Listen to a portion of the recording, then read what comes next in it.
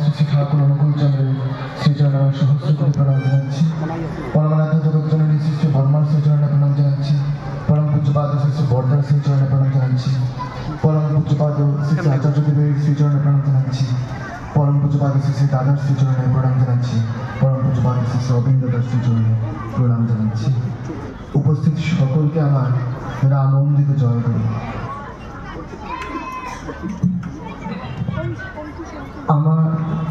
আমরা যখন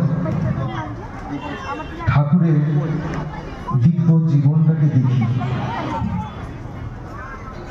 অভিভূত হয়ে যেতে হয়, অবাক হয়ে তাকিয়ে থাকি, এরকম একটা জীবন হয়। আমরা ঠাকুরের জীবনের ব্যাপারে বই পুস্তকে পড়ে থাকি, লোকের মুখে শুনে থাকি। প্র্যাকটিক্যালি যদি নিজের জীবনে অনুভব করতে চাই, আমাদের কাছে সহজতম উপায় হচ্ছে আচার্যদেবের জীবনটাকে যদি আমি দেখি, আমি খুব ইজিলি বুঝতে পারবো যে ঠাকুরের জীবনটা কেমন ছিল। দুদিন আগের একটা ঘটনা বলছি, 2-3 দিন আগের ঘটনা। ফেসবুকে খুব ভাইরাল হয়েছে যে দেওঘরে আচার্যদেব বসে আছেন নাটমণ্ডপে। হিমাচল প্রদেশে অনেক মায়েরা ছিলেন, ওনারা গান করছেন, সবাই ফটো তুলছে, ভিডিও রেকর্ড করছে এই অপূর্ব একটা দৃশ্যে। ওনারা সবাই হিমাচলি ড্রেস পরে আছে, আচার্যদেবকে ওনারা হিমাচলি একটা টুপি পরিয়েছে। আমরা আরেকটা ছবি দেখেছি, আমাদের পূজনীয় বৌরানীমা, তিনিও সেই হিমাচলের পোশাক পরেছেন। এই জিনিসগুলো আমরা ছবিগুলো দেখেছি। এর প্রেক্ষাপটটা কি? এই হিমাচলের এতগুলো 200-র উপরে মানুষ আসলো কি করে? এটা যদি প্রেক্ষাপটটা দেখতে যাই, কিছু কাল আগে তিনি পরম পূজ্যপাদ শ্রী শ্রী আচার্যদেব সস্ত্রী তিনি গিয়েছিলেন হিমাচল প্রদেশ। সেখানে একটি বাড়িতে তিনি আতিথেয়তা স্বীকার করেছিলেন। সে ওই বাড়ির আতিথেয়তা তিনি গ্রহণ করেছিলেন, ওই বাড়িতে তিনি থেকেছিলেন। ওই বাড়িতে থাকার সময় ওই লোকাল হিমাচলের মানুষ, সাধারণ একটা মানুষ, সৎসঙ্গের সঙ্গে লিঙ্ক নয়, ওই ব্যক্তি ওই এরিয়ার একটা প্রতাপশালী ব্যক্তিত্ব। ওই বাড়িতে থাকাকালীন ওই জায়গাগুলোতে তিনি ঘুরেছিলেন, গ্রামে গঞ্জের অলিতে গলিতে তিনি গিয়েছিলেন, সব মানুষদের সাথে তিনি কথা বলেছিলেন, তাদেরকে ওই বাড়িতে তিনি নিমন্ত্রণ করেছিলেন। ওই গ্রামের মানুষগুলো ওই বাড়িতে এসে দাদার সাথে কথা বলে এত উদ্বুদ্ধ হয়েছিল, এত অনুপ্রাণিত হয়েছিল, এত মুগ্ধ হয়েছিল যে সেটা বলে বোঝানো যাবে না। ওনাদের সঙ্গ করার পর ওনারা সবাই তৃপ্ত। সেখান থেকে কিছু সময় পর তিনি চলে আসলেন। একজন গুরু ভাই দাদা ওই অঞ্চলে গেলেন তার ওয়ার্ক রিলেটেড কোনো কারণে, চাকরি বা এরকম কোনো একটা ব্যাপারে, কাজের সূত্রে। সেখানে গিয়ে তিনি ভাবছেন যে আমার বাড়িতে একটা সৎসঙ্গ দিলে ভালো হয়। ওই অঞ্চলে গুরু ভাই কে আছে? তো খোঁজ যখন করতে বসলেন, উনি হার্ডলি 3-4 জন বা 5 জন সৎসঙ্গের খোঁজ পেলেন। মনে মনে ভাবছেন 4-5 জন মানুষ দিয়ে সৎসঙ্গ করবো। আচার্যদেবের কাছে এসে নিবেদন করলেন। তিনি ওই ব্যক্তি যার বাড়িতে তিনি থেকেছিলেন ওনাকে ইনফর্ম করলেন এবং বললেন এই সৎসঙ্গটা যেন সুন্দর করে করিয়ে দেন। ওই অঞ্চলের লোকেরা জানে না শ্রী শ্রী ঠাকুর কে, ওই অঞ্চলের লোকেরা জানে না সৎসঙ্গ কাকে বলে। ওনারা শুধু জানেন যে সৎসঙ্গ মানে ওদের ওখানে হয় ধর্মের একটা সভা হয়, কেউ দাঁড়িয়ে শ্রীরামচন্দ্র বা শ্রীকৃষ্ণ সম্পর্কে বা কোনো গ্রন্থ, পবিত্র কোনো গ্রন্থ সম্পর্কে বলে থাকেন। তো সবাই একজন একজনকে ইনভাইট করছে, আরে उस घर में आइए, वहां पर सत्संग होने वाला है, अरे वहां पर आइए सत्संग होने वाला, एक सत्संग है, आप आ जाइए। তো অজস্র মানুষ চলে আসলো একটা সৎসঙ্গ দেখতে। যোগসূত্র স্থাপন হয়ে রইল। বিভিন্ন সময় ওনাদের বিভিন্ন ব্যাপারে তিনি তাদের পাশে দাঁড়ালেন, যেরকম সম্ভব তিনি সেভাবে দাঁড়ালেন, তাদেরকে বিভিন্নভাবে তিনি সহযোগিতা করলেন। এবার তিনি বললেন, আমি তো আপনাদের বাড়িতে গিয়েছিলাম, আপনাদের ওখানে আমি থেকেছি, এবার আমার এখানে আপনারা আসুন। ওই অঞ্চলের এই সমস্ত মানুষগুলো ওনারা একদম সবাই চলে আসলেন সৎসঙ্গ আশ্রম দেওঘরে। যাত্রা শুরু হলো, কেউ কাউকে বললো না, রাস্তায় তার দয়া যাজন হতে থাকলো, একের পর এক দীক্ষা হতে থাকলো। যখন দেওঘরে এসে ওনারা আসলেন, দেওঘরে প্রবেশ করার পরে এই সমস্ত কিছু দেখার পর এতটাই প্রভাবিত হলেন যে অলমোস্ট ওই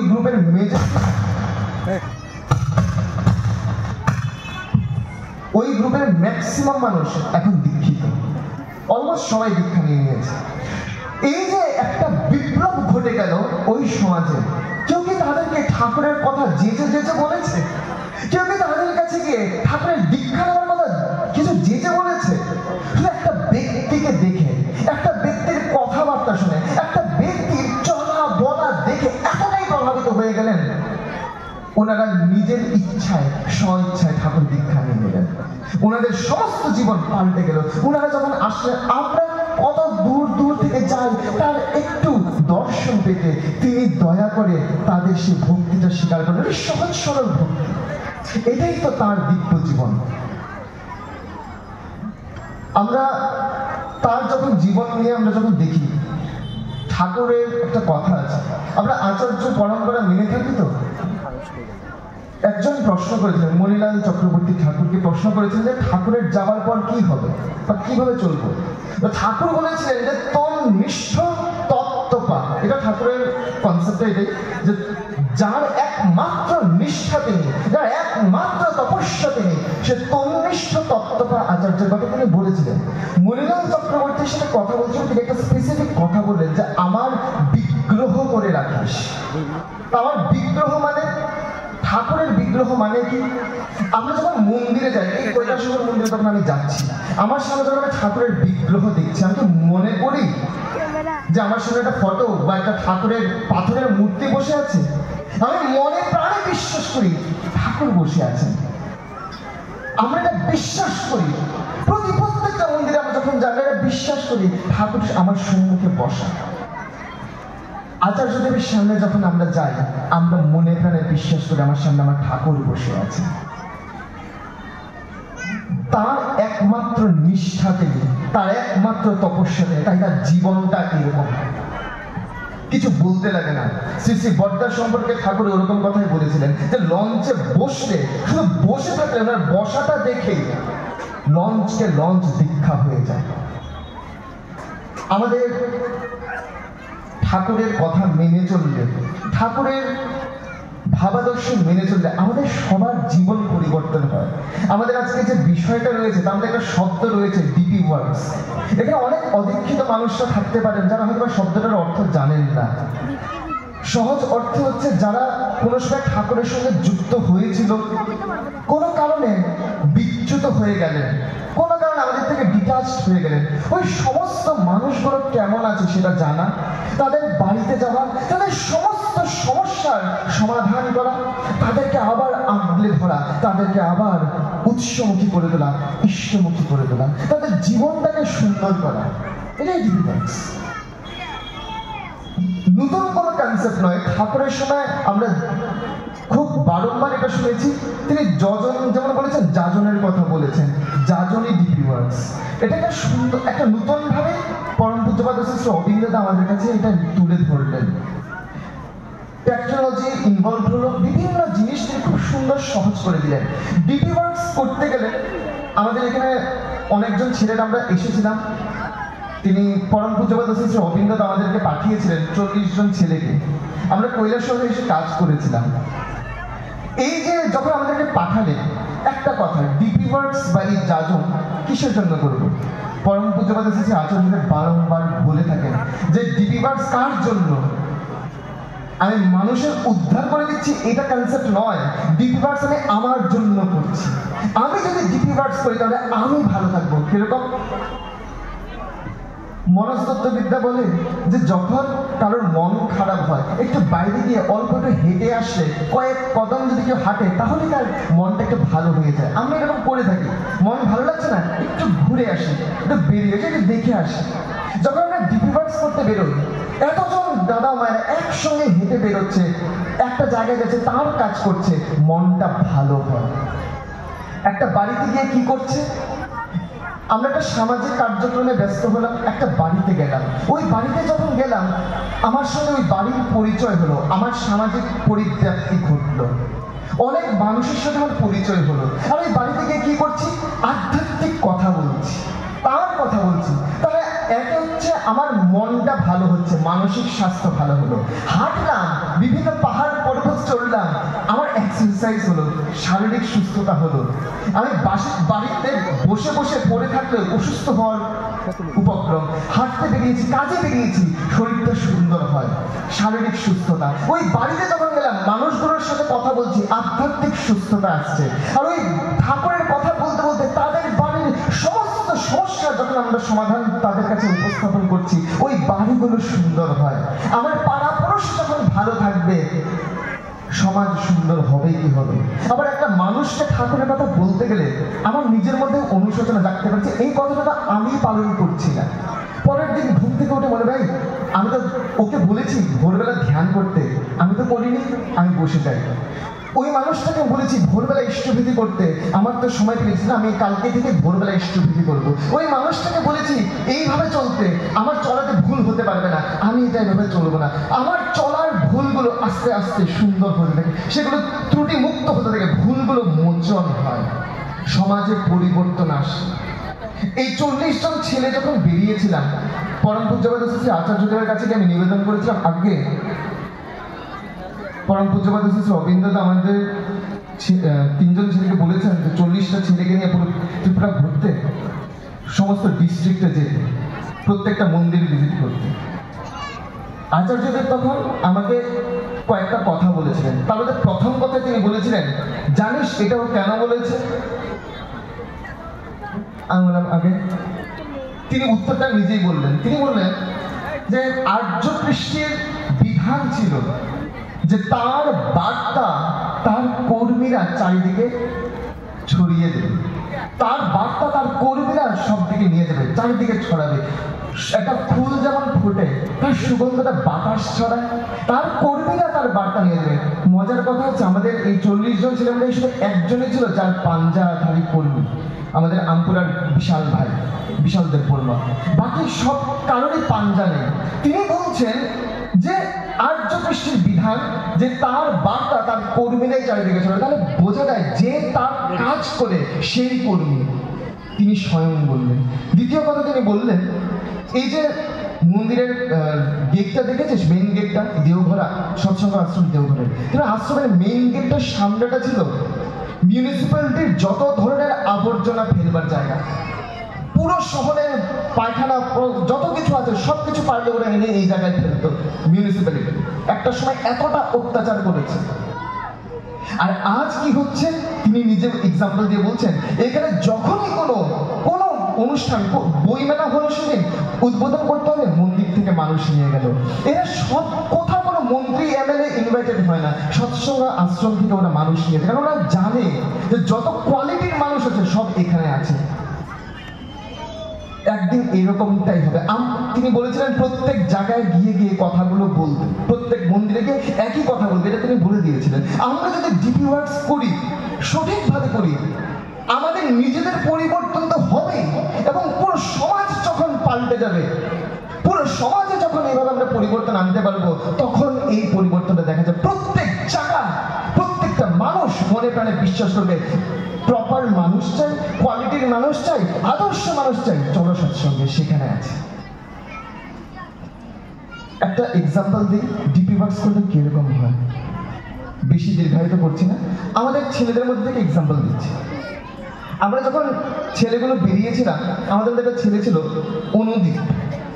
অনুদীপ তালুকদার। ছেলেটা একটু, ওকে দেখলেই বোঝা যায় যে ও নর্মাল ছেলের মতো নয়, কারণ একটু পিচটা একটু বাঁকানো, একটু পুঁজু, একটু ব্যান্ড হয়ে চলে।